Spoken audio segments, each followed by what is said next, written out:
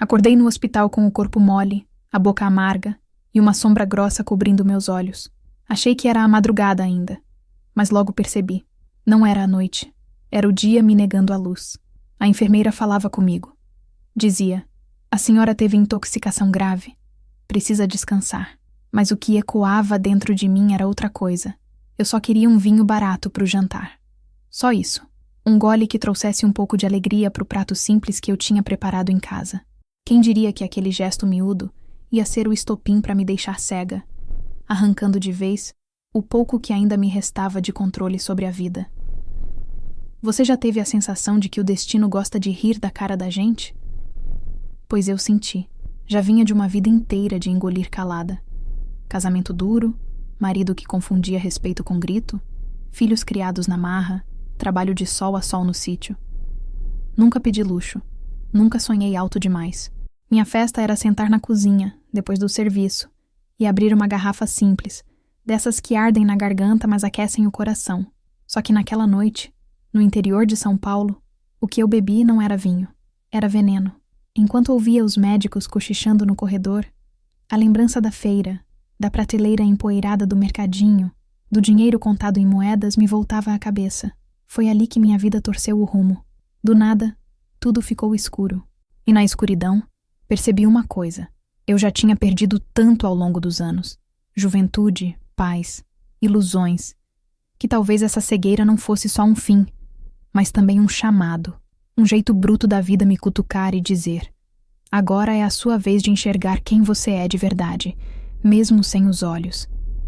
Antes de mergulharmos na escuridão que engoliu a vida de Elvira, um pequeno pedido que talvez faça toda a diferença.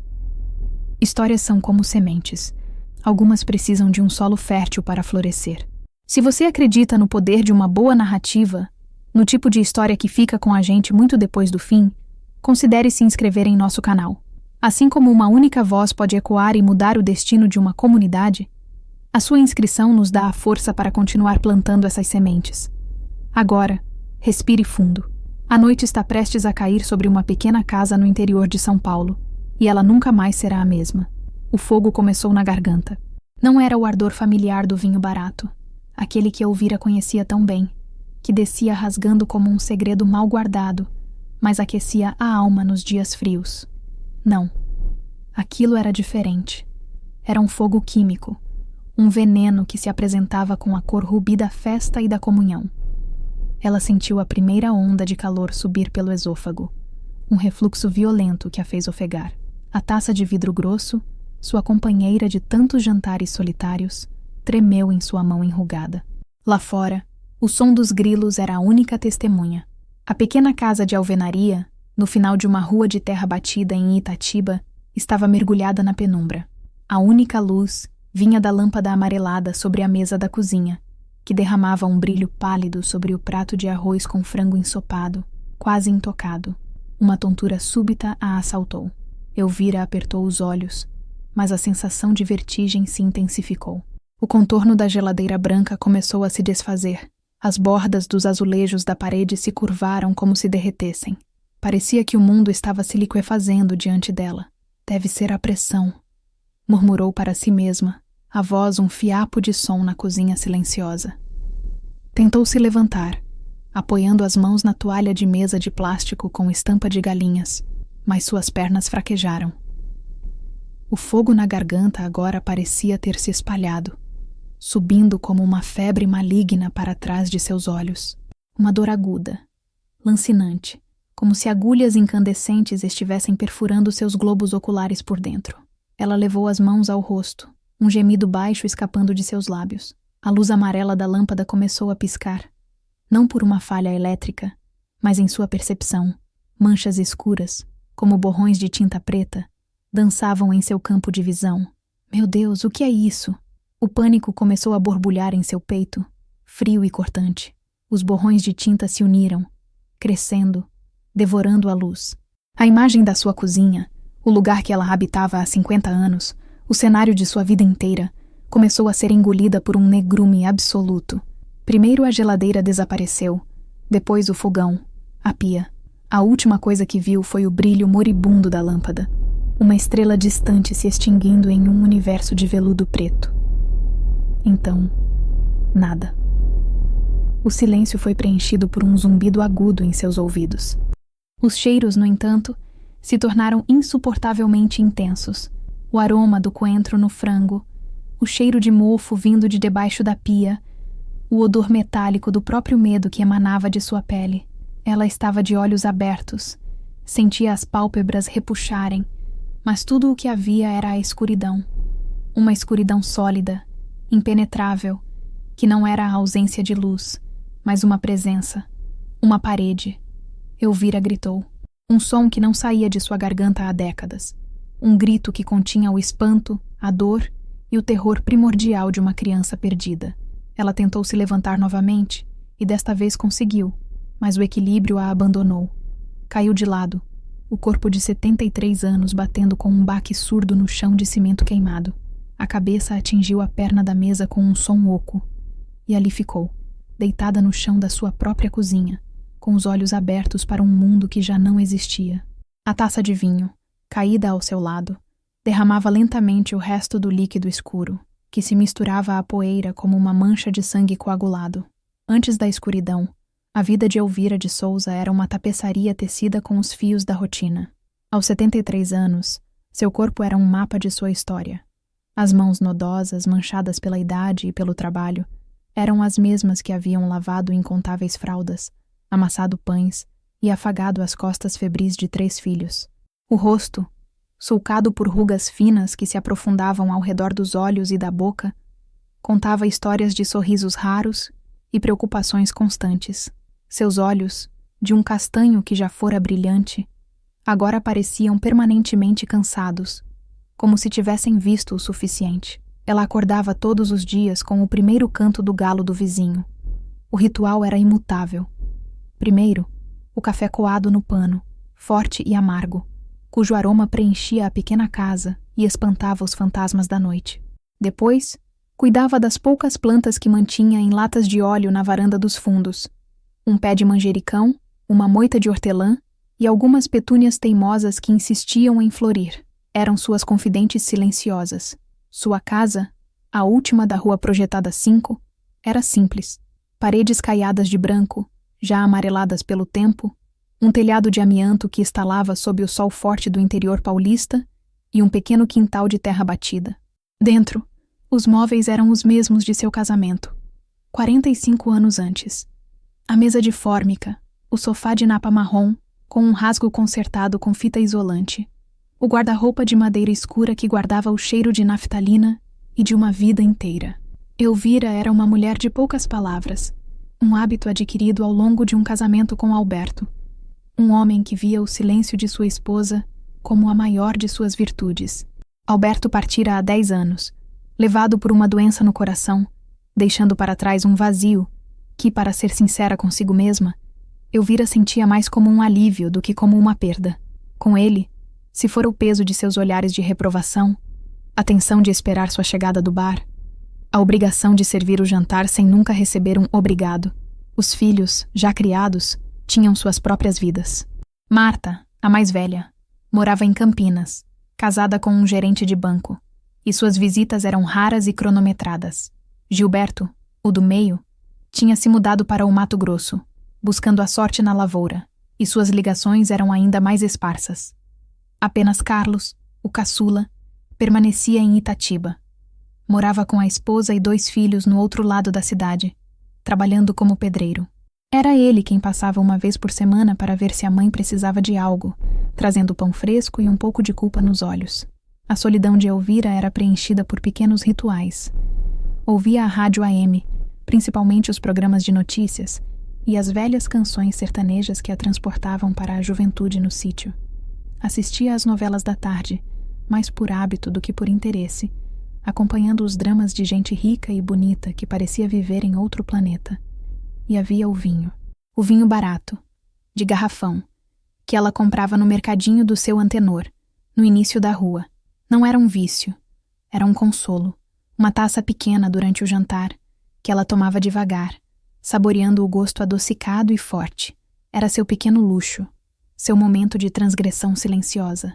Naquele gole, ela não era a viúva, a mãe, a avó.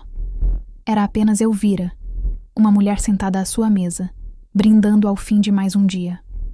O vinho aquecia o que o tempo e a vida haviam esfriado dentro dela. Era um calor emprestado, efêmero, mas era o único que ela tinha. Naquela garrafa de menos de R$10, ela encontrava um breve armistício com a monotonia de seus dias. Um ponto de cor em uma existência pintada em tons de cinza. Naquela terça-feira, o sol de fim de tarde pintava o céu de laranja e roxo. Um espetáculo diário que Elvira assistia da sua varanda. O ar estava pesado, anunciando a chuva de verão que logo viria. O dinheiro da aposentadoria mal dava para as contas de luz, água e os remédios para a pressão. Depois de pagar tudo, o que sobrava era um punhado de notas amassadas e moedas que ela guardava numa latinha de biscoitos. Naquele dia, a latinha estava mais leve que o normal. Ela contou e recontou. R$7,50. O suficiente para o pão de amanhã. E se esticasse bem, para a garrafa de vinho. Decidiu que o pão podia esperar. O dia tinha sido pesado. As articulações doíam mais que o de costume. E a solidão parecia uma visita insistente que se recusava a ir embora. Ela merecia aquele vinho. Calçou suas sandálias de dedo, já gastas, e pegou a sacola de pano. O caminho até o mercadinho do Antenor era curto, mas para suas pernas parecia cada vez mais longo. A rua de terra estava seca, levantando uma poeira fina a cada passo. Cumprimentou Dona Neide, a vizinha que varria a calçada, com um aceno de cabeça. Trocaram poucas palavras sobre o calor e a promessa de chuva. O mercadinho era um cômodo pequeno, abarrotado de mercadorias do chão ao teto. O cheiro era uma mistura de sabão em pó, frios e poeira. Atrás do balcão, seu Antenor, um homem de uns 60 anos, com uma barriga proeminente e um olhar que parecia sempre cansado, limpava as unhas com um palito de dente. Boa tarde, Dona Elvira, disse ele sem muito entusiasmo. Vai levar o de sempre? Boa tarde, seu Antenor. Vou sim, ela respondeu, a voz baixa. Ela o observou caminhar até o fundo da loja, onde as garrafas de bebidas baratas se empilhavam numa prateleira de madeira. Ele voltou com uma garrafa diferente. O rótulo era parecido, mas as cores pareciam mais berrantes, e o nome, impresso numa tipografia tosca, era Doce Néctar. O de sempre acabou, mas chegou esse aqui, que o vendedor disse que é até melhor. Mesmo preço, ele disse, colocando a garrafa no balcão com um baque. Elvira hesitou. Ela era uma mulher de hábitos.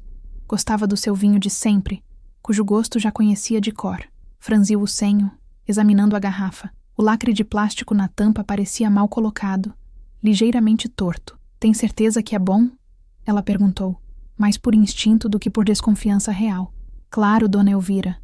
Vinho novo, safra boa, Antenor respondeu com um sorriso rápido, que não alcançou seus olhos. Havia uma pressa em seu gesto, um desejo de concluir a transação que Elvira, em sua simplicidade, não percebeu como um sinal de alerta. Ela apenas viu um comerciante querendo vender seu produto. Ela abriu a pequena bolsa e contou as moedas e a nota de R$5 sobre o balcão. As moedas tilintaram, um som pobre e metálico. R$7,50. O preço exato. Antenor recolheu o dinheiro rapidamente, colocando-o na gaveta de madeira da caixa registradora. Obrigada, seu Antenor, disse Elvira, colocando a garrafa pesada dentro de sua sacola de pano. Eu que agradeço. Volte sempre, ele respondeu, já se virando para atender outro cliente que entrava. No caminho de volta, o peso da garrafa na sacola parecia diferente, mais denso.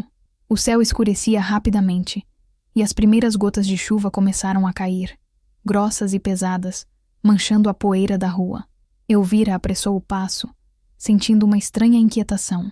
Atribuiu o sentimento ao tempo que virava, a dor nos joelhos, a vida.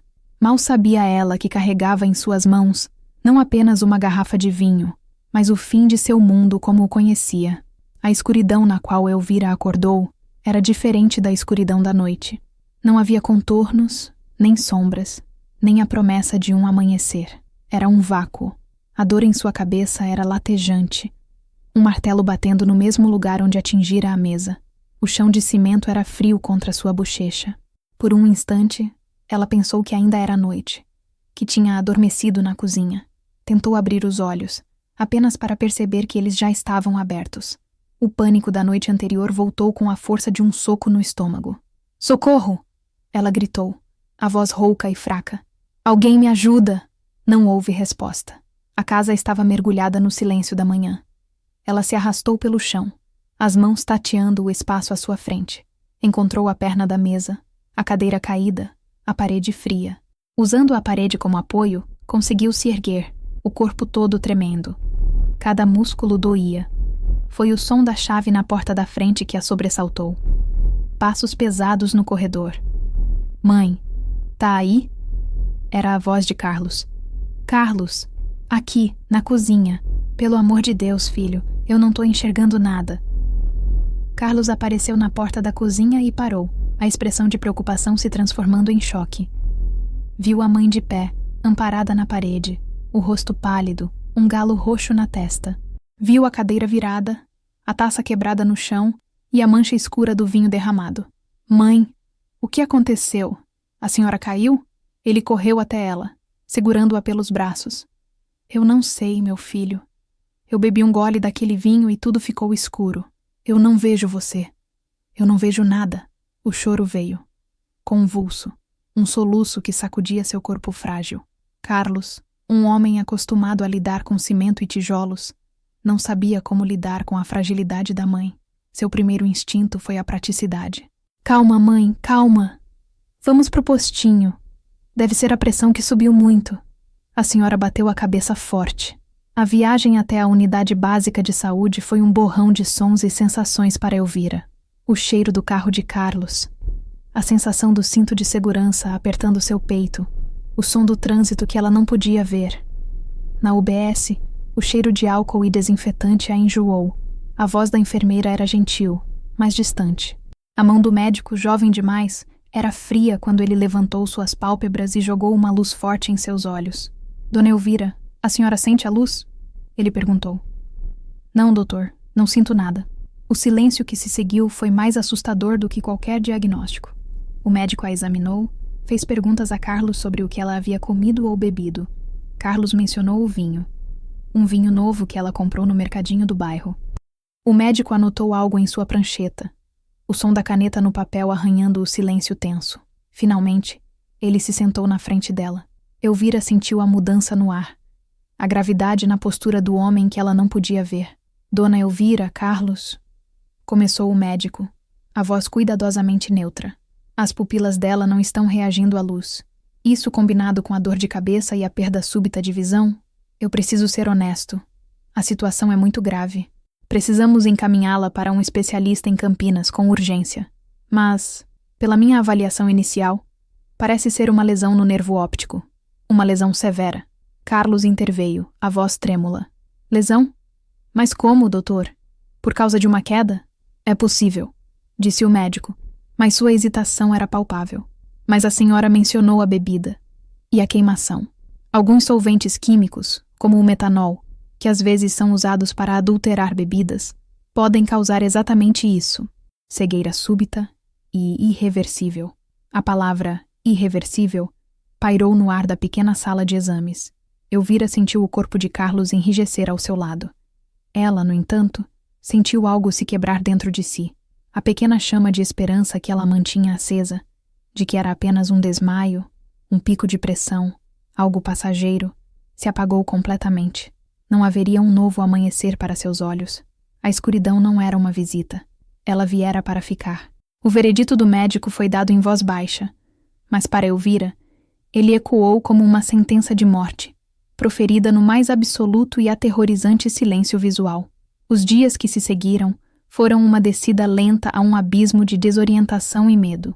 A casa que Elvira conhecia como a palma de sua mão se transformou em um labirinto perigoso. O mundo, antes definido por cores e formas, agora era um mapa a ser decifrado pelo tato, pelo som e pela memória. A primeira manhã foi a pior. Ela acordou na sua cama, sentindo os raios de sol aquecerem seu rosto através da janela, mas vendo apenas o negrume.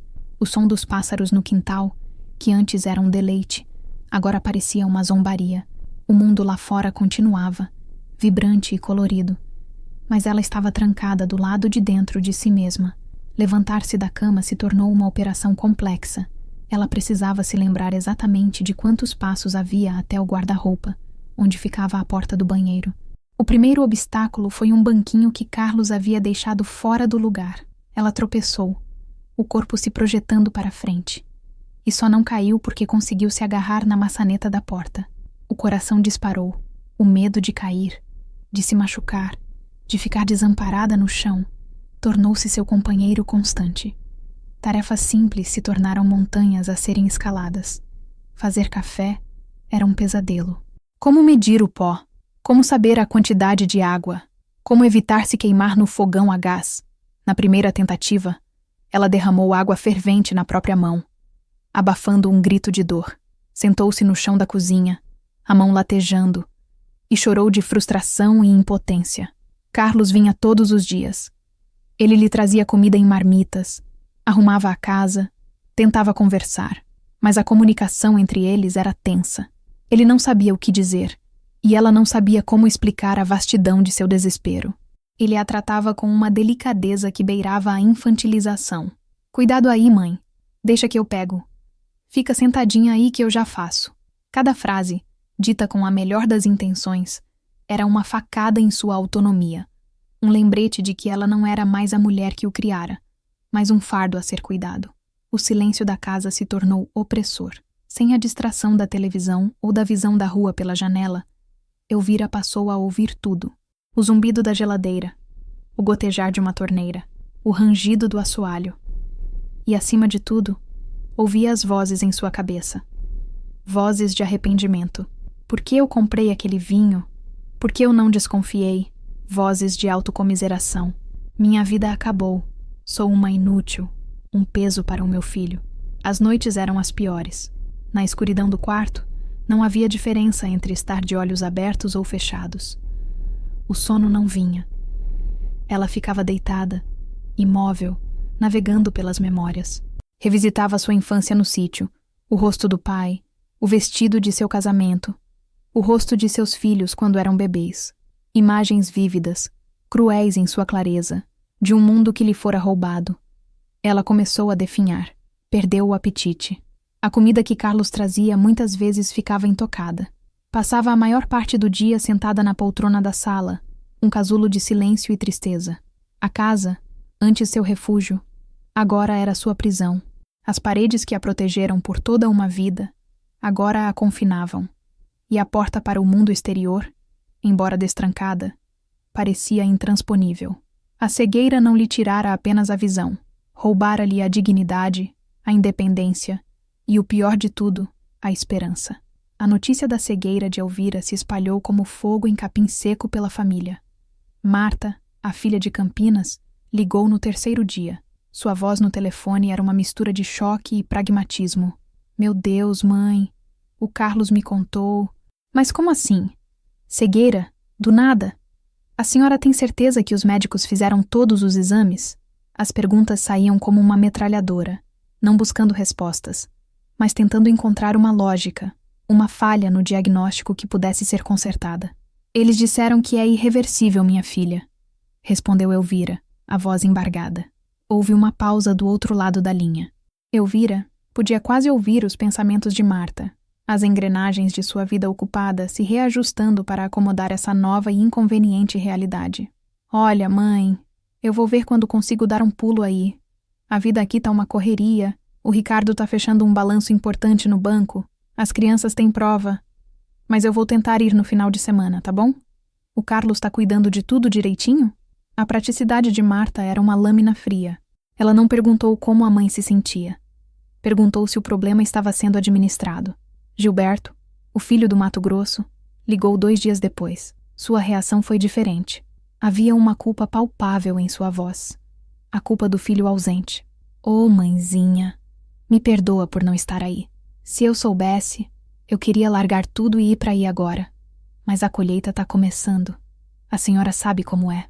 Não posso abandonar o serviço justo agora. Mas me diz, o que a senhora precisa? Quer que eu mande um dinheiro pro Carlos te ajudar?" Ele tentava resolver com dinheiro a distância que o separava dela. Uma solução que não preenchia o vazio que Elvira sentia. A dinâmica com Carlos, no entanto, era a mais complexa. Ele estava lá, presente fisicamente, mas a relação entre eles se transformou. O respeito filial deu lugar a uma piedade exausta. Ele a amava. Não havia dúvida, mas o fardo era visível em seu rosto. Ele chegava do trabalho, o corpo cansado da obra, e ainda tinha que cozinhar para a mãe, arrumar a casa, garantir que ela tomasse os remédios. Sua esposa, Lúcia, começou a ligar com mais frequência, a voz sempre um pouco tensa. Carlos, você não pode se matar desse jeito. Você tem sua casa, seus filhos. Sua mãe precisa de mais ajuda do que você pode dar sozinho. A tensão culminou numa noite, cerca de 2 semanas após o incidente. Carlos estava na cozinha, lavando a louça ruidosamente, a frustração evidente em cada prato que batia na pia. Elvira, sentada na sala, podia sentir a nuvem de ressentimento que emanava dele. Filho! Ela chamou, a voz hesitante. Que foi, mãe? Ele respondeu ríspido. Eu não queria te dar todo esse trabalho. Carlos parou o que estava fazendo. O único som era o da água escorrendo da torneira. Ele secou as mãos no pano de prato e foi até a sala. Sentou-se no sofá de frente para ela. O suspiro que ele soltou era pesado, carregado de cansaço. Não é trabalho, mãe. A senhora é minha mãe. O problema é que eu não sei o que fazer. A senhora não pode ficar sozinha aqui. É perigoso. A Marta ligou hoje. Sugeriu da gente procurar um asilo. Uma casa de repouso. A palavra asilo atingiu Elvira como um tapa. Era o decreto final de sua inutilidade. Ser removida de sua casa, o último bastião de sua identidade, para ser depositada em um lugar de estranhos, para esperar o fim. As lágrimas escorreram silenciosas por seu rosto. Ela não disse nada. Não havia o que dizer. Carlos, percebendo a crueldade de suas palavras, tentou consertar. Não, mãe, não é isso. É só para a senhora ter mais cuidado, gente especializada. Eu não quero isso. Mas a Marta, a gente não sabe o que fazer. Naquele momento, Elvira compreendeu a profundidade de sua nova condição. Ela não era mais uma pessoa, mas um problema a ser resolvido. Um objeto frágil que a família passava de mão em mão, sem saber onde colocar. A piedade de seus filhos era mais pesada de carregar do que a própria cegueira. A escuridão de seus olhos era imensa, mas a escuridão de ser vista apenas como um fardo era infinitamente mais dolorosa.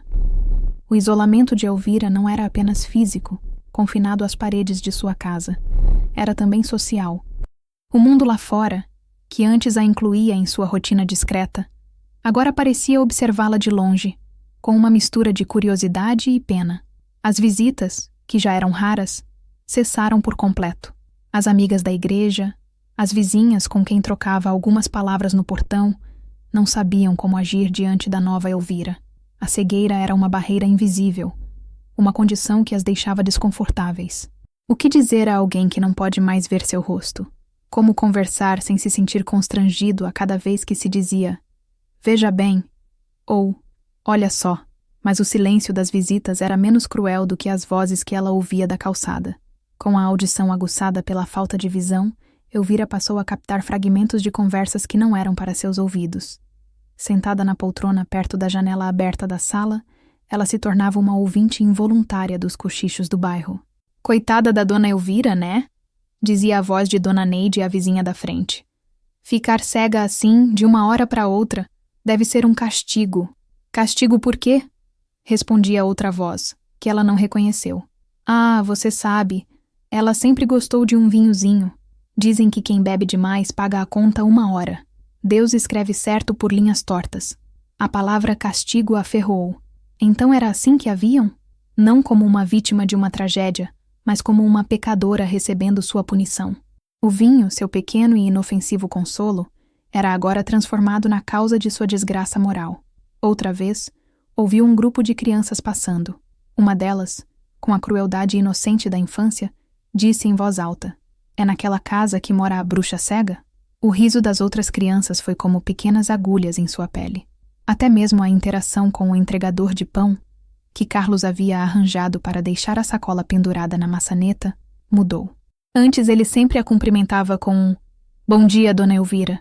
Agora, ela ouvia seus passos apressados, o som do saco de pão sendo colocado e a bicicleta partindo rapidamente, como se a casa estivesse contaminada pela desgraça. A solidão se aprofundava, camada por camada. Ela estava sozinha não apenas em sua escuridão, mas também em seu luto.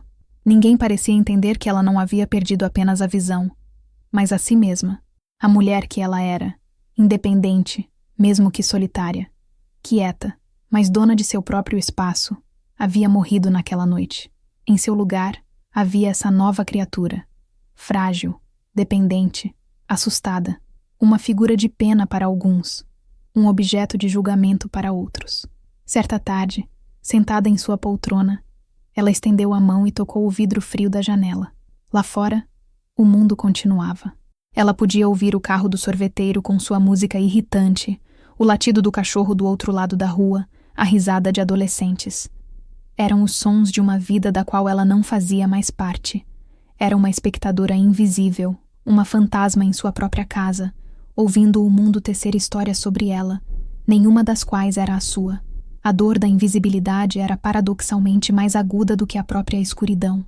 Ela não era mais Elvira de Souza, era a coitada, a que bebia, a velha cega do fim da rua, e esse era um fardo mais pesado do que qualquer outro. Em meio ao nevoeiro de solidão e desespero, uma batida na porta soou diferente. Não era a batida apressada de Carlos, nem o silêncio dos vizinhos. Era uma batida firme, mas suave. 3 toques. Elvira, sentada na sala, não se moveu, não esperava ninguém.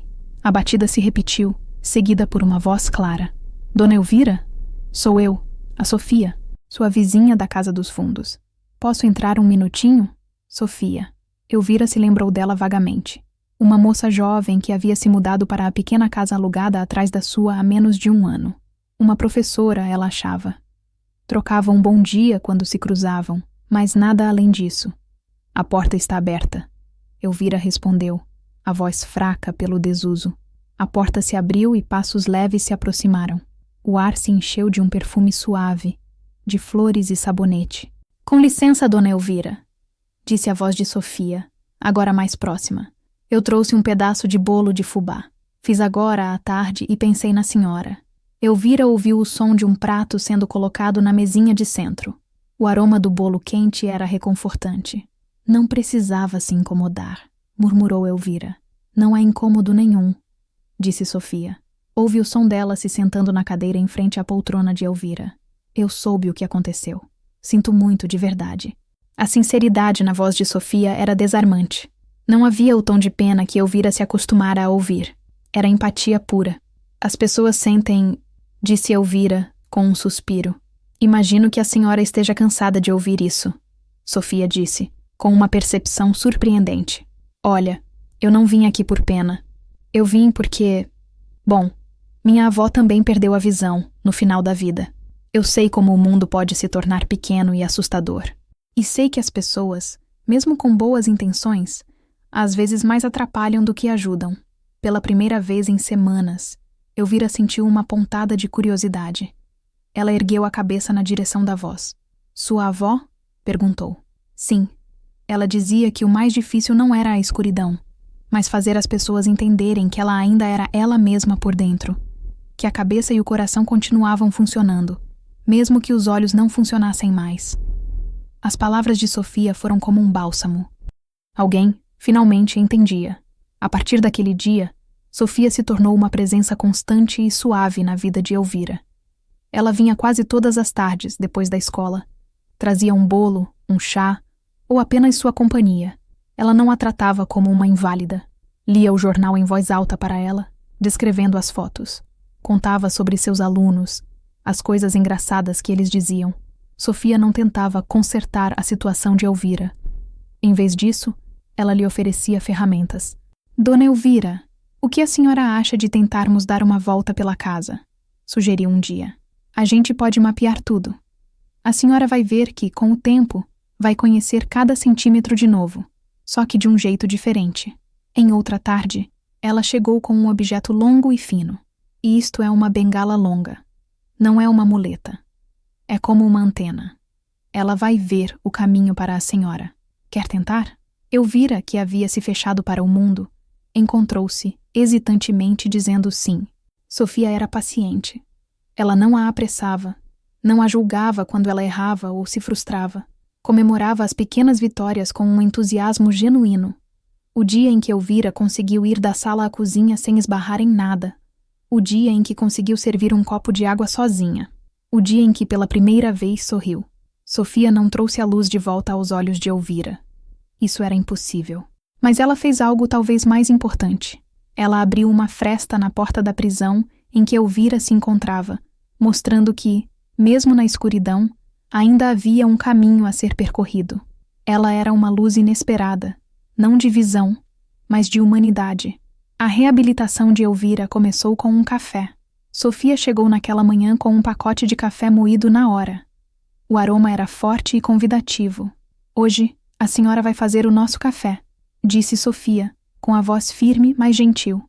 O pânico subiu pela garganta de Elvira. Eu não consigo, Sofia. Eu vou me queimar. Vou fazer uma sujeira. E se fizer? Sofia respondeu calmamente. A gente limpa. E se queimar um pouquinho, a gente passa uma pomada. O medo não pode ser maior que a vontade de tomar um café fresquinho, feito pela senhora. Vamos lá. Eu estou aqui do seu lado. O processo foi lento e meticuloso. Sofia guiou as mãos de Elvira, ensinando-a a usar os outros sentidos. Sinta o peso do pacote de pó, dona Elvira. A senhora vai aprender a saber quanto tem só pelo peso. Agora, use esta colher de medida. Sinta a borda dela. 1, 2, 3 colheres cheias. O som da água enchendo a leiteira. Ouça. Quando o som fica mais agudo, está quase cheia. Elvira sentiu o suor escorrer por sua testa. A concentração exigida era imensa, mas guiada pela voz calma de Sofia, ela conseguiu. Quando o cheiro de café passado inundou a cozinha, e Sofia lhe entregou uma xícara dizendo: "O melhor café que eu tomei essa semana." As lágrimas que vieram aos olhos de Elvira não eram de tristeza, mas de uma vitória minúscula e gigantesca. A partir daí, a casa se tornou um campo de treinamento. Sofia a ensinou a dobrar as roupas de maneiras diferentes para saber a cor. As camisetas de manga curta dobradas de um jeito, as de manga comprida de outro. Colocou pequenos adesivos com relevo em botões do micro-ondas e do rádio. A bengala longa, a princípio, parecia um apêndice estranho e desajeitado. Elvira sentia vergonha de usá-la, como se fosse um anúncio de sua deficiência. Pense nela como uma extensão do seu dedo, explicou Sofia. A senhora não vai usá-la para se apoiar, mas para sentir. Ela vai tocar o degrau antes do seu pé, vai encontrar a parede antes do seu ombro. Ela é sua exploradora. Elas praticaram primeiro dentro de casa, depois na varanda, e, finalmente, o grande desafio, a rua de terra. Elvira sentia o coração bater forte a cada passo. A bengala deslizava pela terra, transmitindo as irregularidades do terreno para sua mão. Um som oco significava um buraco, uma batida seca, uma pedra. Ela aprendeu a ouvir os carros se aproximando, a sentir a brisa que indicava uma esquina aberta. O mundo que antes era visual se reconstruía em sua mente como um mapa de sons, cheiros e texturas. O cheiro da padaria na esquina, o som das crianças brincando no campinho, a textura áspera do muro da casa de Dona Neide, a brisa quente que soprava do pasto no fim da rua. Houve contratempos. Ela tropeçou, perdeu o equilíbrio, sentiu-se frustrada. Em um dia particularmente difícil, ela jogou a bengala no chão e se recusou a continuar. Eu não consigo. Eu pareço uma tola, uma inválida. Sofia não a repreendeu. Apenas se sentou no meio-fio ao lado dela e esperou. Depois de um longo silêncio, disse: Tola é quem desiste, dona Elvira. Inválido é quem deixa o medo decidir por si. A senhora não é nenhuma dessas coisas. A senhora está apenas aprendendo a caminhar de novo. E todo mundo cai quando está aprendendo a andar. As palavras de Sofia, sempre certas, sempre no tom exato, deram-lhe a força para pegar a bengala e tentar mais uma vez. Lentamente, o medo foi sendo substituído pela confiança. Ela já não era uma prisioneira em sua casa. Era uma exploradora de seu próprio mundo, navegando não pela luz que entrava em seus olhos, mas pela sabedoria que vinha de seus outros sentidos. Ela estava reaprendendo a linguagem do mundo, uma linguagem mais sutil, mais rica e, de muitas formas, mais verdadeira. A rotina de Elvira, embora ainda confinada à sua nova realidade, encontrou um ritmo. As manhãs eram dedicadas a praticar suas novas habilidades: cozinhar, limpar, organizar.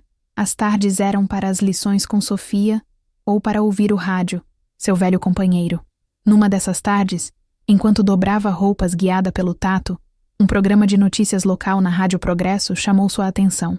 O locutor, com uma voz grave e séria, falava sobre uma operação da vigilância sanitária em cidades vizinhas. Mais e foram apreendidas dezenas de caixas de bebidas alcoólicas falsificadas, dizia o locutor. Esses produtos, geralmente vendidos em pequenos comércios de bairro por um preço muito abaixo do mercado, são fabricados sem nenhum controle. Muitas vezes, contêm substâncias tóxicas, como o metanol, um tipo de álcool industrial extremamente perigoso. A ingestão de metanol pode causar náuseas, dores de cabeça e, em casos mais graves, levar à cegueira permanente e até à morte. Elvira parou o que estava fazendo. As mãos, que seguravam um pano de prato, congelaram no ar. Cada palavra do locutor era um eco de sua própria tragédia. Cegueira permanente, bebidas falsificadas, pequenos comércios de bairro. A memória daquela noite voltou com uma clareza avassaladora. O gosto químico do vinho, a queimação, a garrafa com o rótulo berrante, doce néctar, a pressa de seu antenor em vender. Chegou esse aqui, que o vendedor disse que é até melhor. Uma onda de frio percorreu sua espinha, seguida por um calor que subiu do estômago para o peito. Não era o calor do vinho, mas o calor da raiva. Uma raiva pura, límpida, que queimava a névoa de tristeza e autocomiseração na qual ela vivia imersa há meses. Não foram um acidente. Não foram um pico de pressão. Não foram um castigo de Deus. Foram um crime. Alguém, por ganância, por uns trocados a mais, havia envasado veneno e o vendido como vinho. E seu antenor, ele sabia? Ou fora apenas negligente? A imagem do seu sorriso rápido, que não alcançava os olhos, surgiu em sua mente. A maneira como ele evitou seu olhar. A insistência em vender aquele produto específico. Ele sabia. Elvira sussurrou para o silêncio da sala. A convicção se instalou em seu coração com a força de uma rocha. Ele sabia, ou pelo menos desconfiava, e mesmo assim, vendeu para ela, uma senhora idosa que contava moedas no balcão. Toda a sua vida, Elvira fora ensinada a ser submissa, a aceitar seu destino. Engoliu calada as humilhações do marido, a distância dos filhos, a dureza da vida. Aceitou a cegueira como mais uma cruz a ser carregada, mais um golpe do destino contra o qual não se podia lutar. Mas aquilo era diferente. Aquilo não era o destino. Fora a ação deliberada de outro ser humano. Alguém a envenenara. Alguém lhe roubara a luz do mundo por um punhado de moedas. A tristeza que a paralisava se transformou em energia. O desespero deu lugar à determinação. Por décadas, ela se calou. Pelo pai, pelo marido, pelos filhos, pela sociedade. Engoliu as palavras, sufocou os sentimentos. Mas agora, na escuridão de seus olhos, uma centelha de ira se acendeu, e ela prometeu a si mesma que não seria apagada. Tinham-lhe tirado a visão, mas não podiam lhe tirar a voz. Não mais. A mulher que apenas sobrevivia decidiu, naquele instante, que iria lutar. Quando Sofia chegou naquela tarde, encontrou uma Elvira diferente. A postura curvada pela tristeza dera lugar a uma rigidez na coluna. A voz, antes um murmúrio, era firme. Sofia, preciso da sua ajuda, disse Elvira sem rodeios. Ela contou a Sofia sobre o programa de rádio, sobre suas suspeitas, sobre a certeza que se formara em seu coração. Sofia ouviu em silêncio, o semblante sério. Quando Elvira terminou, ela não a questionou nem duvidou. Eu acredito na senhora, dona Elvira. O que a senhora quer fazer? Eu quero saber se mais alguém passou mal. Se mais alguém comprou aquele veneno que o antenor chama de vinho.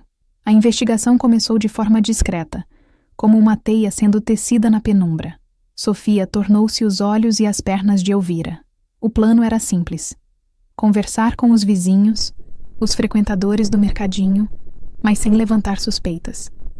Começaram por Dona Neide, a vizinha da frente, a mesma que Elvira ouvira falar em castigo. Sofia foi até sua casa com a desculpa de pedir uma xícara de açúcar. A conversa, habilmente, foi levada para o mercadinho. As coisas no seu Antenor andam tão caras, né? Comentou Sofia. Outro dia comprei um vinho lá, uma marca diferente, Doce Néctar, e achei horrível. Me deu uma dor de cabeça. Os olhos de Dona Neide se arregalaram. Menina, nem me fale.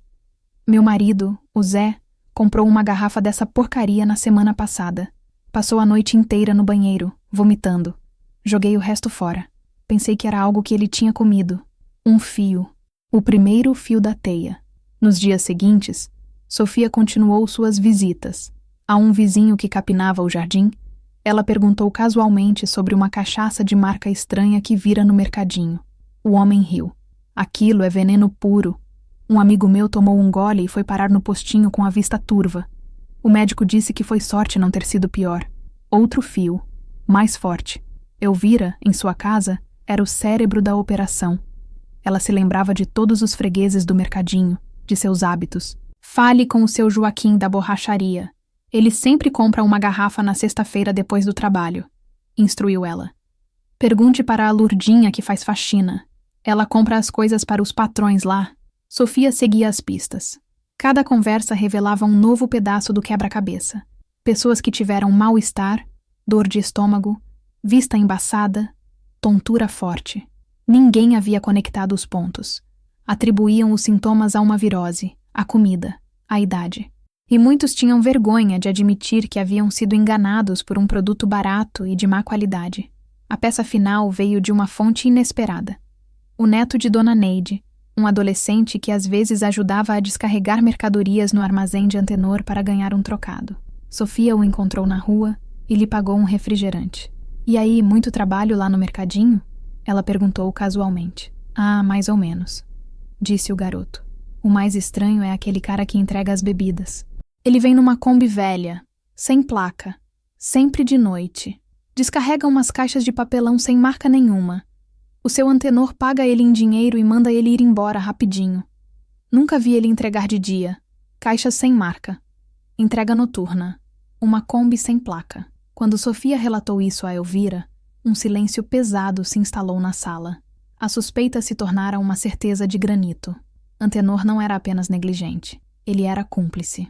Ele sabia que estava comprando mercadoria clandestina, perigosa, e a vendia conscientemente para seus clientes, seus vizinhos, pessoas como Elvira, que contavam moedas para pagar. A teia estava completa, e no centro dela estava Antenor. O que vamos fazer agora, dona Elvira? Perguntou Sofia, a voz baixa. Elvira apertou os braços da poltrona. A raiva que sentia era fria e afiada como uma lâmina. Agora, disse ela, com uma calma assustadora, eu vou falar com ele. Ir até o mercadinho foi o maior desafio que Elvira enfrentou desde que perdera a visão. Não era a distância, mas o que aquele lugar representava. A cena do crime, o ponto de partida de sua desgraça. Guiada pelo braço firme de Sofia, ela caminhou pela rua de terra, a ponta da bengala tateando o chão familiar, mas agora hostil. O sino na porta do mercadinho soou, o mesmo som que ouvira tantas vezes. O cheiro de sabão e poeira era o mesmo, mas para Elvira, tudo era diferente. Ela estava entrando no covil do inimigo. Seu Antenor estava atrás do balcão, lendo um jornal. Ele ergueu os olhos, a expressão mudando de tédio para surpresa ao ver Elvira. A surpresa rapidamente deu lugar a um nervosismo mal disfarçado. Dona Elvira? Sofia? Que surpresa! Precisam de alguma coisa? Posso ajudar? A voz dele era falsamente jovial. Eu vim conversar, Antenor, disse Elvira. A voz dela, embora baixa, cortou o ar do pequeno estabelecimento. Sofia a guiou até que ela ficasse de frente para o balcão, a poucos metros dele. Antenor engoliu em seco. Conversar? Sobre o quê? Ele dobrou o jornal lentamente, colocando-o sobre o balcão, como se erguesse uma barreira. Sobre o vinho que o senhor me vendeu, disse Elvira. O doce néctar. O rosto de Antenor empalideceu. Ah, aquele... Pois é, uma porcaria, né? O vendedor me enganou. Já até tirei de linha, não vendo mais. Ele tentou um sorriso, que se desfez em seus lábios. Engraçado, continuou Elvira. A calma em sua voz tornando cada palavra mais pesada. porque o Zé da Dona Neide também passou mal com ele. E um amigo do Joaquim da borracharia foi parar no postinho com a vista turva por causa de uma cachaça que comprou aqui.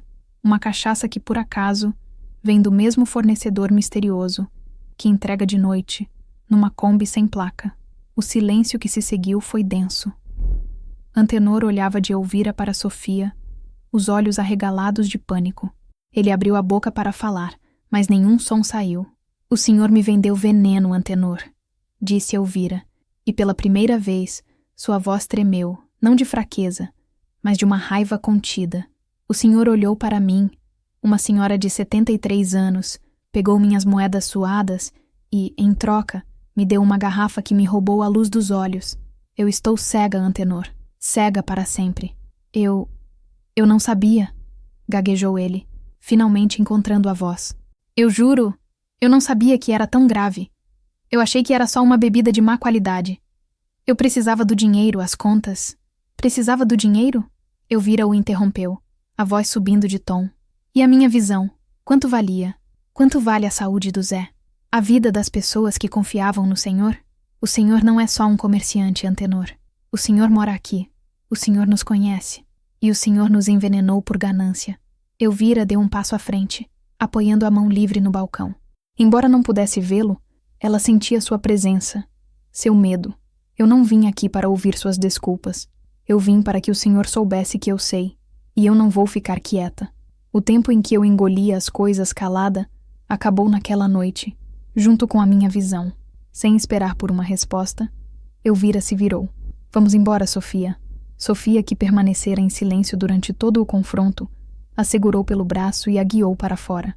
Ao saírem, o sino da porta soou novamente, desta vez como um veredito. Deixaram para trás um homem desmoronado, um comerciante que acabara de ser confrontado não por uma vítima frágil, mas por uma juíza implacável, cuja sentença ainda estava por ser proferida. A escuridão nos olhos de Elvira parecia ter transferido para ela uma clareza moral que era, naquele momento, a força mais poderosa daquela rua. O confronto no mercadinho deixou Elvira exausta, mas com uma sensação de poder que não sentia há anos. Pela primeira vez, ela não era a vítima passiva. Ela era a agente de sua própria busca por justiça. No entanto, essa nova força logo seria testada, não por seus inimigos, mas por sua própria família. Naquela noite, Carlos chegou para trazer o jantar. Sofia já havia ido embora, e Elvira estava sentada na penumbra da sala, remoendo os acontecimentos do dia. Carlos sentiu a tensão no ar assim que entrou. "Mãe, tá tudo bem? A senhora tá tão quieta?" "Eu fui falar com o Antenor hoje, filho", disse ela calmamente. Carlos, que estava colocando a marmita sobre a mesa, parou e se virou para ela. "A senhora o quê?" "Mãe, pelo amor de Deus, a senhora ficou louca? Falar o quê com aquele homem?" "Fui dizer a ele que eu sei que foi o vinho que ele me vendeu que me deixou cega, e que ele sabia que a bebida não prestava." A reação de Carlos foi uma explosão de medo e frustração. "E a senhora acha que isso vai adiantar alguma coisa? A senhora foi se meter com essa gente, mãe? Esse Antenor pode ser perigoso. E se ele faz alguma coisa com a senhora? Sozinha aqui? A senhora não pensa nas consequências?" "A consequência eu já estou vivendo, Carlos." Ela retrucou, a voz se elevando. "Eu estou cega. Que mal maior ele pode me fazer? Eu não vou deixar ele sair impune, vendendo veneno para outras pessoas." "Isso é coisa da polícia, mãe, não nossa." Ele insistiu, a voz beirando o desespero. "A gente não tem prova de nada. É a palavra de uma senhora contra a de um comerciante. Quem vai acreditar na gente? A senhora só vai arrumar mais problema para nossa cabeça." A discussão esquentou. Para Carlos, a atitude da mãe era uma imprudência. Um risco desnecessário que poderia trazer mais sofrimento para uma família que já estava no limite. Ele a via como uma idosa frágil que, influenciada pela jovem Sofia, estava se metendo onde não devia. "Essa moça, essa tal de Sofia, fica colocando minhoca na sua cabeça", ele acusou. "Antes dela aparecer, a senhora estava quieta no seu canto. Agora quer bancar a justiceira. Antes dela aparecer, eu estava morrendo aos poucos, filho", gritou Elvira, levantando-se da poltrona. "Eu estava aceitando ser um peso, um fardo, esperando a hora de ir embora. Ela me lembrou que eu ainda estou viva, E enquanto eu estiver viva, eu tenho voz. Marta ligou no meio da discussão, alertada por um Carlos aflito. Pelo viva voz do celular, a voz dela era fria e repreensora.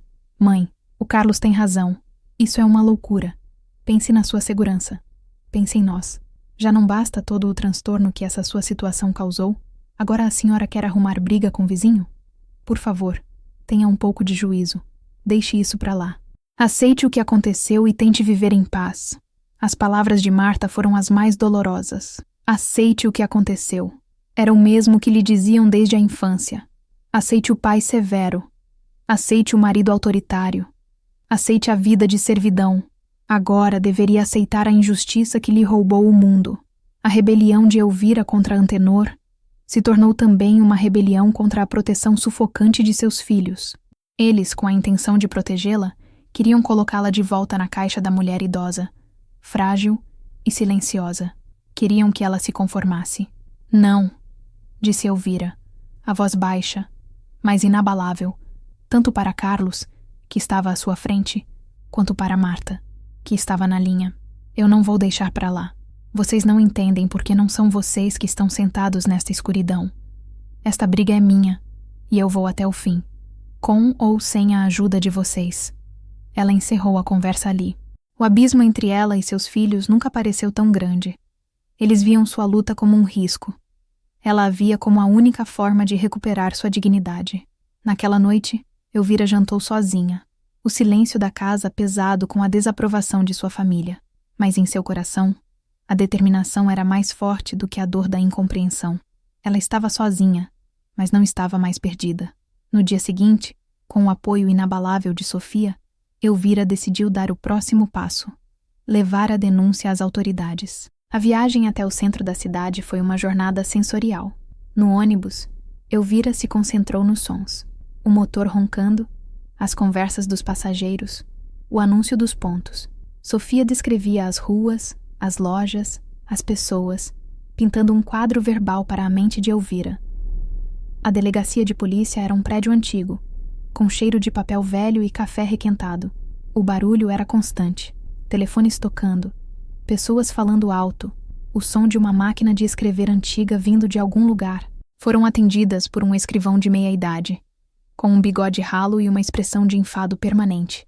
Ele olhou para Elvira, uma senhora cega amparada por uma moça, com um ar de ceticismo. Pois não? Em que posso ajudar? Ele perguntou, sem sequer levantar a cabeça dos papéis em sua mesa. Gostaríamos de fazer um boletim de ocorrência. Uma denúncia, disse Sofia, a voz clara e firme. O escrivão suspirou. Denúncia sobre o quê? Elvira deu um passo à frente. Meu nome é Elvira de Souza. Eu fiquei cega depois de consumir uma bebida que comprei no mercadinho do meu bairro. E eu tenho motivos para acreditar que a bebida estava adulterada e que o dono do estabelecimento sabia disso. O homem finalmente ergueu os olhos, um brilho de interesse misturado com descrença. A senhora tem alguma prova disso? Um laudo médico que associa a sua condição à bebida? A garrafa? Alguma testemunha? O laudo médico diz que a causa provável foi intoxicação por metanol, explicou Sofia, entregando uma cópia do relatório do especialista de Campinas. A garrafa, infelizmente, se quebrou. Mas temos o testemunho de outras pessoas do bairro que também passaram mal depois de consumir produtos comprados no mesmo lugar. O escrivão pegou o papel, leu por cima e o colocou de lado. Olha, minha senhora, ele começou dirigindo-se a Elvira com um tom condescendente. É uma acusação muito séria. O seu Antenor é um comerciante conhecido na cidade. Sem a garrafa, sem uma prova material fica muito difícil. É a sua palavra contra a dele. E a palavra das outras pessoas? Insistiu Sofia. O marido de uma vizinha que passou a noite vomitando? O outro que teve a vista turva? As pessoas podem passar mal por muitos motivos, retrucou o escrivão, a impaciência crescendo em sua voz. Uma virose, comida estragada. Se cada um que tiver uma dor de barriga vier registrar uma queixa contra o mercadinho, a gente não faz mais nada. A senhora tem certeza que não foi a queda que a senhora sofreu que causou o problema na visão? A menção à queda foi a gota d'água para Elvira. Eles estavam tentando invalidar sua história, reduzi-la a um acidente doméstico de uma idosa descuidada. Eu caí porque eu já estava cega, disse Elvira, a voz cortante. A escuridão veio antes da queda, e eu tenho certeza do que eu estou dizendo. O senhor vai registrar a minha denúncia ou não?" Diante da firmeza dela, o escrivão cedeu, contrariado. Ele pegou uma folha de papel e começou a digitar lentamente na máquina de escrever. Fez as perguntas de praxe, com a mesma falta de entusiasmo. O nome completo, endereço, a data do ocorrido. Cada detalhe da história de Elvira era reduzido a linhas de texto impessoais. Ao final, ele arrancou o papel da máquina. "Pronto. Está registrado. Vamos abrir uma investigação preliminar. Mas, sendo sincero, sem mais provas, isso aqui provavelmente vai ser arquivado." Elvira e Sofia saíram da delegacia sob o sol forte do meio-dia. O ar lá fora parecia mais leve, mas Elvira sentia o peso da frustração. A burocracia, a descrença, o tratamento condescendente, era como bater contra uma parede de borracha. "Eles não acreditam em mim", disse Elvira, a voz desanimada. "Eles não querem ter o trabalho de acreditar", corrigiu Sofia, apertando seu braço de leve. "Mas isso não quer dizer que vamos desistir. Se a porta da delegacia é pesada demais para se abrir, a gente vai encontrar uma janela." Naquele momento, enquanto o barulho da cidade girava ao seu redor, Sofia teve uma ideia. Uma janela que talvez ninguém estivesse esperando que elas abrissem. Uma janela que não dependia de provas materiais, mas do poder de uma voz. A janela de Sofia chamava-se Rádio Progresso de Itatiba. Era a única estação de rádio AM da cidade. Um pilar da comunidade. Seus programas matinais misturavam música sertaneja, notícias locais e um popular talk show chamado A Voz do Povo, apresentado por um radialista chamado Valdomiro. Valdomiro era uma figura na cidade. Com sua voz de trovão e um senso de justiça apurado, ele era conhecido por comprar as brigas da comunidade. Denunciava buracos nas ruas, cobrava providências do prefeito, ajudava a encontrar animais de estimação perdidos. Se algo estava errado em Itatiba, a primeira pessoa a quem se recorria era Valdomiro. "Ele é a nossa melhor chance, dona Elvira", disse Sofia, enquanto explicava o plano. "A polícia pode arquivar um pedaço de papel, mas eles não podem ignorar a cidade inteira ouvindo a sua história." A ideia a aterrorizou e entusiasmou Elvira na mesma medida.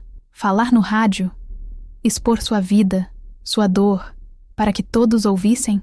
O medo da humilhação, do julgamento, era imenso, mas o desejo por justiça era maior. Na manhã seguinte, elas pegaram o ônibus novamente. A rádio ficava num sobrado antigo no centro, em cima de uma loja de tecidos. Subiram uma escada de madeira que rangia a cada passo.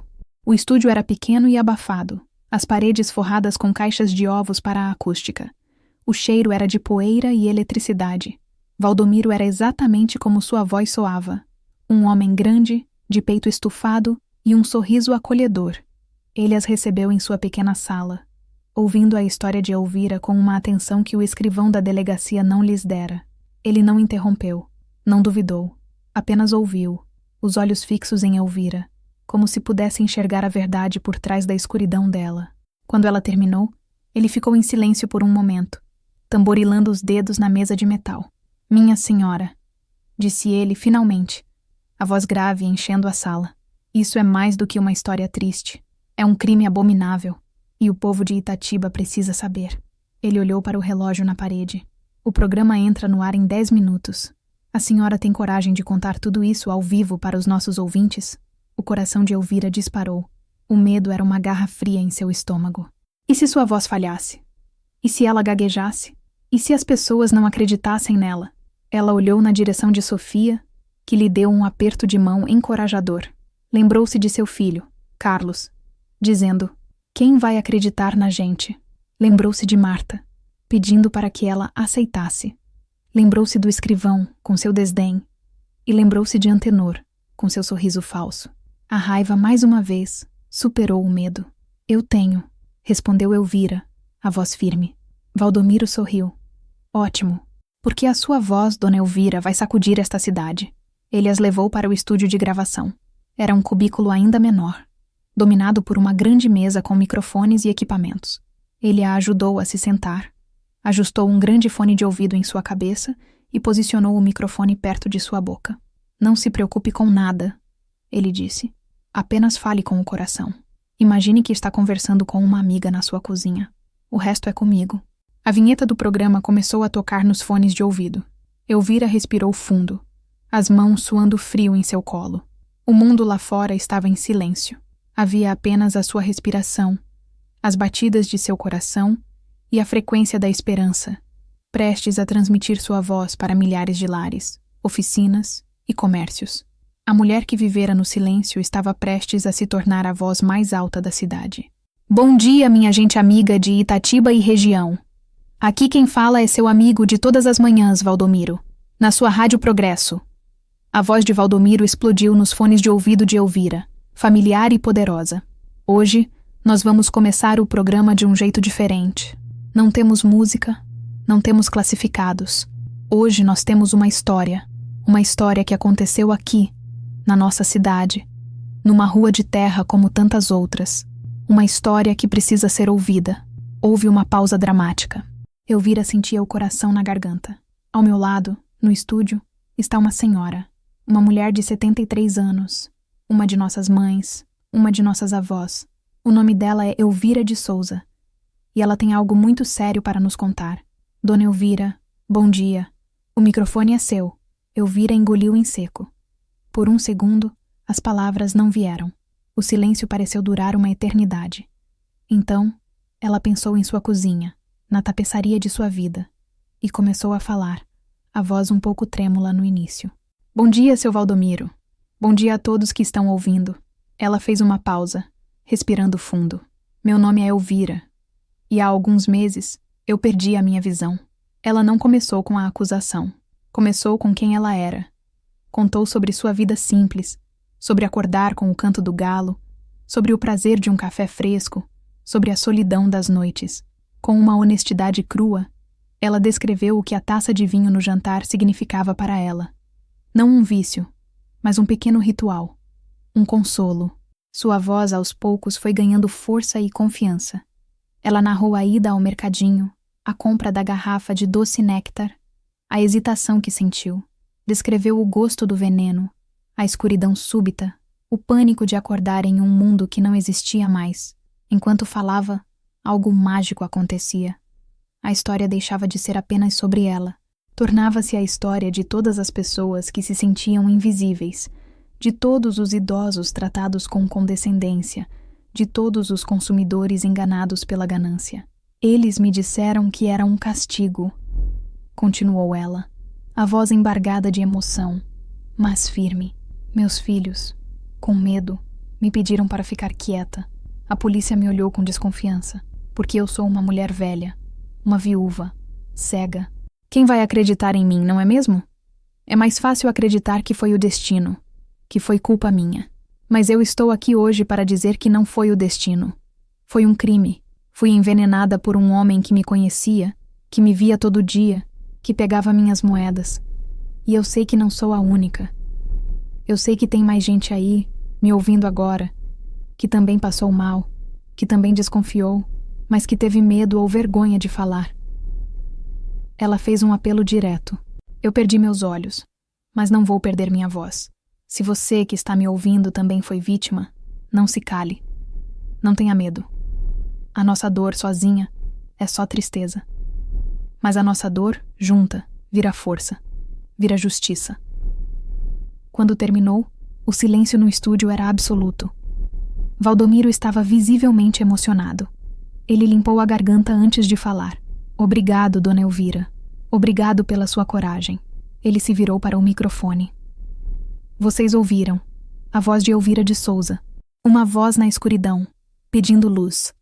A Rádio Progresso abre agora suas linhas. Se você tem algo a dizer, a hora é agora. Em toda Itatiba, as pessoas pararam o que estavam fazendo. Donas de casa na cozinha, mecânicos em suas oficinas, motoristas em seus carros. Todos ouviram. E a voz de Elvira, uma mulher que o mundo havia descartado, ecoou, poderosa e inesquecível, acendendo uma chama no coração da cidade. O que aconteceu em seguida foi algo que nem Valdomiro, em seus 30 anos de rádio, jamais tinha visto. A central telefônica da Rádio Progresso, que geralmente recebia um punhado de ligações por hora, explodiu. As luzes do painel piscavam freneticamente, como uma árvore de Natal enlouquecida. A primeira ligação foi de uma mulher chamada Lourdes. Sua voz era chorosa. Seu Valdomiro, eu estou ouvindo a dona Elvira. Meu pai, um senhor de 80 anos, ficou internado semana passada. Os médicos disseram que era uma labirintite muito forte. Ele tinha comprado uma garrafa de pinga no mercadinho do Antenor um dia antes. A mesma garrafa que um vizinho meu disse que era batizada. Valdomiro colocou a chamada no ar. A cidade inteira ouviu o desabafo de Lourdes. E isso abriu as comportas. A segunda chamada era de um homem, um pedreiro. Valdomiro, eu sou o João. Eu não vou dar meu sobrenome porque tenho medo de confusão, mas eu comprei um conhaque lá há um mês. Tomei um copo e parecia que eu tinha bebido querosene. Fiquei 3 dias com a vista embaçada, uma dor de cabeça que não passava. Nunca mais pisei naquele lugar. As ligações se sucediam, uma após a outra. Um dilúvio de testemunhos. Uma jovem contou que comprou um refrigerante de marca desconhecida para a festa do filho e todas as crianças tiveram dor de barriga. Um motorista de caminhão relatou ter comprado um energético que lhe causou palpitações e o fez quase perder o controle do veículo. As histórias eram diferentes, os produtos eram diferentes, mas o padrão era o mesmo. Bebidas baratas, de marcas duvidosas, vendidas no mercadinho do Antenor, seguidas de sintomas de intoxicação. A teia que Elvira e Sofia haviam tecido em segredo agora era exposta publicamente, reforçada por dezenas de novos fios. Elvira, ainda no estúdio, ouvia-a tudo, as lágrimas escorrendo livremente por seu rosto. Ela não estava sozinha. Sua dor não era um caso isolado. Era parte de uma dor coletiva, que por muito tempo permaneceu silenciosa, fragmentada, e que agora encontrava um ponto de união em sua voz. O programa, que deveria durar 1 hora, estendeu-se por quase 3. Valdomiro não interrompeu o fluxo. Ele percebeu que estava testemunhando um momento histórico para a cidade. A Rádio Progresso se tornara um confessionário, um tribunal popular, um ponto de encontro para os lesados e os indignados. A notícia se espalhou para além das ondas do rádio. Pessoas ligavam para amigos e parentes. Você está ouvindo a Progresso? Liga agora! A história chegou aos ouvidos da prefeitura, do posto de saúde e, crucialmente, da delegacia de polícia. O escrivão que havia tratado Elvira com desdém agora ouvia de seu próprio rádio dezenas de pessoas corroborando a denúncia que ele planejara arquivar. A pressão pública estava se tornando insustentável. Em sua casa no outro lado da cidade, Carlos ouvia o programa no rádio do carro, a caminho de uma obra. Ele encostou o veículo chocado, aquela voz firme, corajosa, que mobilizava uma cidade inteira. Era sua mãe. A mulher que ele via como frágil e imprudente era, na verdade, uma leoa. Um sentimento de vergonha e um imenso orgulho se misturaram em seu peito. Quando Valdomiro finalmente encerrou o programa, a atmosfera no estúdio era elétrica. Ele se virou para Elvira e pegou suas mãos. Dona Elvira, disse ele, a voz rouca de emoção, a senhora não acendeu uma vela. A senhora iniciou um incêndio, e naquele momento, todos sabiam que o fogo da justiça, uma vez aceso, não seria facilmente apagado. O incêndio iniciado por Elvira no rádio se alastrou rapidamente. No início da tarde, a vigilância sanitária, acompanhada por uma viatura da polícia, bateu à porta do mercadinho do Antenor. A rua, geralmente tranquila, encheu-se de curiosos. Vizinhos saíam em suas portas, cochichando, apontando. A notícia havia se espalhado como um vírus. Antenor, pálido e suando frio, não ofereceu resistência. Ele sabia que estava acabado. Os fiscais entraram no pequeno estabelecimento e começaram uma inspeção minuciosa.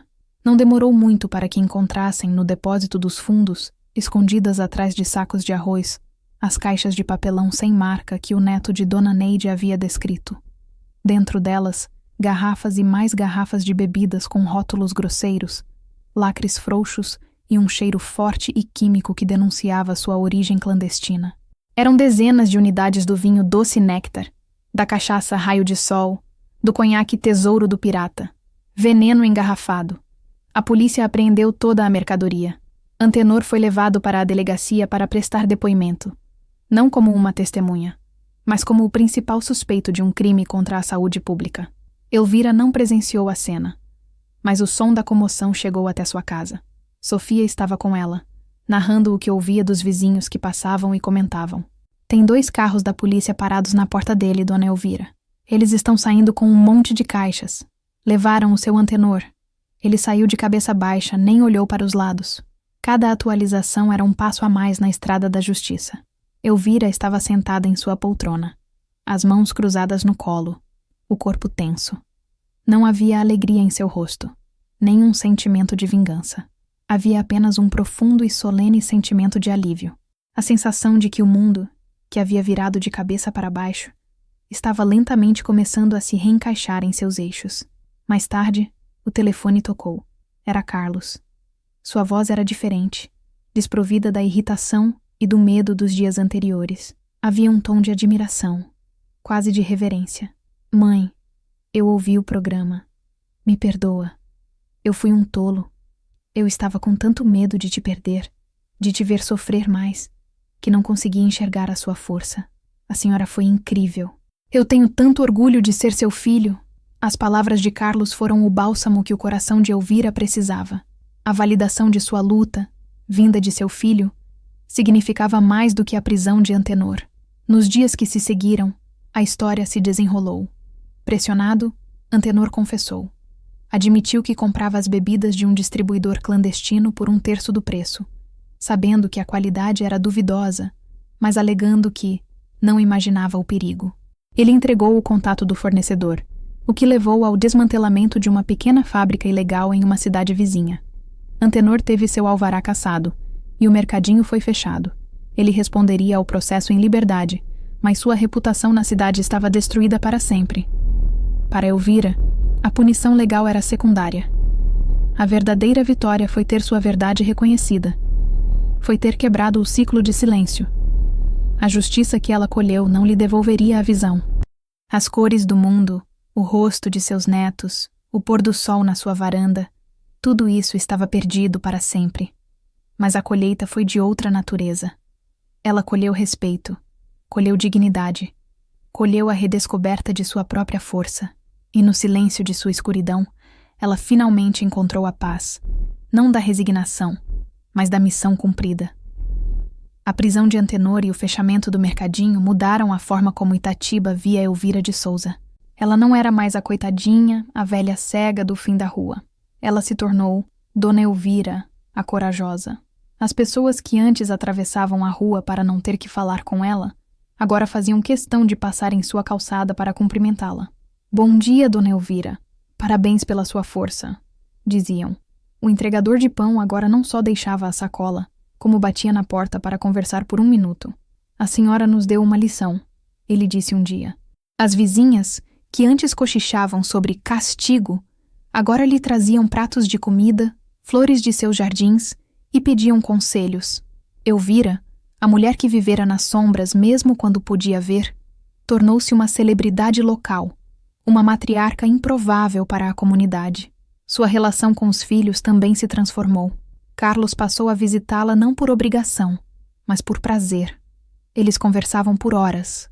Ele lhe contava sobre o trabalho, sobre os filhos, e ouvia suas opiniões com um respeito que nunca antes demonstrara. Marta, em sua visita seguinte, não falou em asilos. Em vez disso, sentou-se ao lado da mãe, segurou sua mão e disse, com os olhos cheios de lágrimas: "A senhora me ensinou o que é coragem de verdade, mãe." A Rádio Progresso a convidou para ter uma coluna semanal. A cada quinta-feira, por telefone, ela participava por 5 minutos do programa de Valdomiro. No quadro, chamado Minuto de Sabedoria com Dona Elvira, ela não falava de seu caso, mas da vida. Falava sobre a importância de não se calar diante da injustiça, sobre encontrar força na adversidade, sobre o valor da comunidade. Sua voz, calma e ponderada, tornara-se uma fonte de inspiração. A prefeitura a convidou para dar uma palestra em uma escola local sobre direitos do consumidor e cidadania. Com a ajuda de Sofia para preparar o discurso, Elvira ficou de pé diante de uma plateia de adolescentes barulhentos. Quando ela começou a falar, contando sua história, um silêncio absoluto tomou conta do auditório. Os jovens, que a princípio olhavam com indiferença, estavam agora vidrados, ouvindo cada palavra daquela senhora cega, cuja força era quase palpável. Sua vida, longe de ter acabado, havia encontrado um novo e inesperado propósito. A escuridão que a engolira forçou-a a desenvolver uma nova forma de visão. Ela não via mais os rostos, mas enxergava as intenções. Não via as cores, mas sentia as emoções. Não via o mundo físico, mas compreendia com uma clareza impressionante a teia de relações humanas, de injustiças e de pequenas bondades que conectava a todos. Ela continuava sendo a mesma mulher simples, que gostava de cuidar de suas plantas e ouvir rádio, mas algo fundamental havia mudado. A mulher que fora apagada pela vida havia encontrado na mais profunda escuridão uma maneira de se tornar um farol, e sua luz, que não vinha dos olhos, era mais brilhante do que nunca. O sol da manhã aquecia a varanda dos fundos. Elvira estava sentada em sua cadeira de balanço, o rosto virado para o calor. O som dos pássaros era uma melodia familiar. O cheiro de terra molhada da chuva da noite anterior misturava-se com o aroma do manjericão em suas latas. Ela estendeu a mão e tocou as folhas aveludadas da planta, um gesto que se tornara um de seus maiores prazeres. Na escuridão, seu jardim de latas se tornara um universo de texturas e perfumes. Um par de passos se aproximou. Eram os passos de Carlos, que ela agora reconhecia instantaneamente. Ele trazia 2 xícaras. "Trouxe um café, mãe", disse ele, colocando uma das xícaras na mão dela.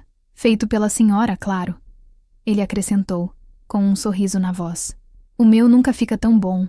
Eles ficaram em silêncio por um tempo, bebendo o café, apenas ouvindo os sons da manhã. Era um silêncio confortável, preenchido por uma nova compreensão entre mãe e filho. "A Sofia ligou", disse Carlos. "A escola quer que a senhora volte lá no mês que vem para conversar com outra turma." Elvira sorriu, um sorriso genuíno que iluminava seu rosto enrugado.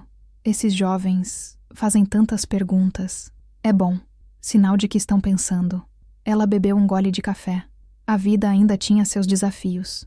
A escuridão era uma companheira constante.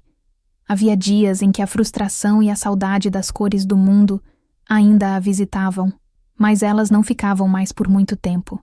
Eram como nuvens passageiras em um céu interior que se tornara vasto e sereno.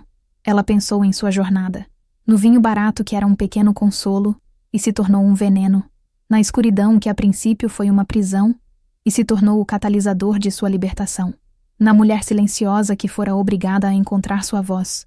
"Sabe, filho", ela disse, a voz suave como a brisa da manhã, "eu passei a vida inteira achando que enxergar era a coisa mais importante. Ver o caminho, ver os perigos, ver o rosto das pessoas que a gente ama. Mas eu estava errada." Carlos a ouvia atento.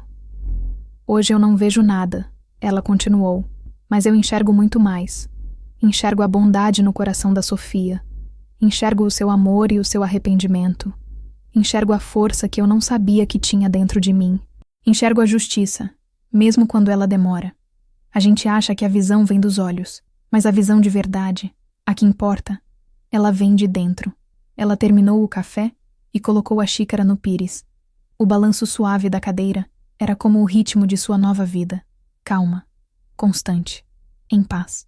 A mulher que só queria um vinho barato para o jantar havia perdido o mundo, apenas para encontrar o universo inteiro dentro de si mesma.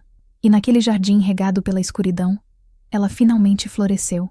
A história de Elvira nos lembra que a verdadeira visão vem de dentro, e que a voz mais poderosa, muitas vezes, é aquela que decide não se calar mais. Se a jornada dela tocou você, se a sua coragem te inspirou, ajude-nos a continuar contando histórias que importam. Deixe o seu like para que essa luz, mesmo nascida da escuridão, alcance mais pessoas. Comente o que você sentiu ao caminhar com Elvira nesta jornada de redescoberta.